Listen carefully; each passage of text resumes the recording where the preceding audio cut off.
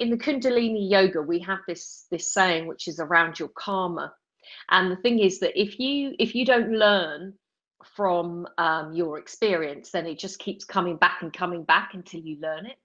So it's a lovely thing to be thinking about, which is, well, what is my big learn from this? Because if I'm not going to face that, make that change, and follow that through, then it's going to keep coming back and biting you in the bum until you do actually see it for what it is.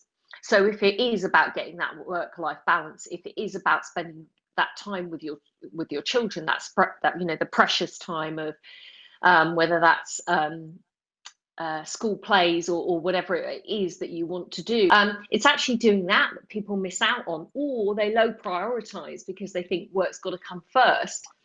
And actually, we know that it hasn't now. So it's making those changes and following them through. So you're right. It's what's your biggest learn out of this, and what are you going to make? What are you going to make permanent from it? Yeah, and this is a thing. Certainly, as a business owner, you've got the opportunity to structure your business so that you can have both.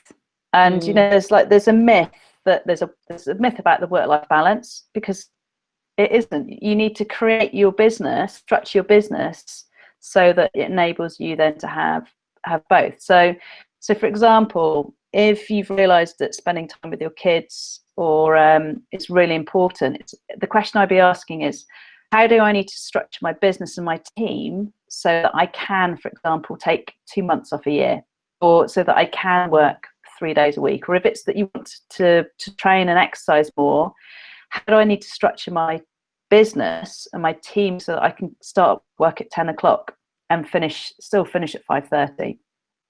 So you amalgamate your business into your life and your hobbies.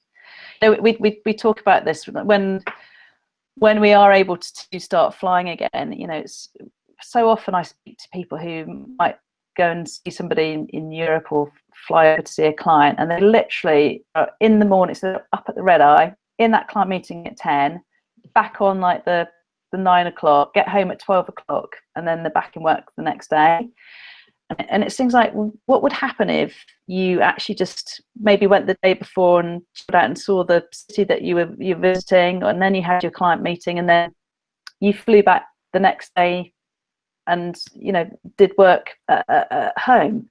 So you're combining work with pleasure, and you're getting to travel, and you're getting to experience different, rather than rushing around at 20 million miles per hour all the time. And I didn't realize this for a long time. Like, we get to set the business as we want it.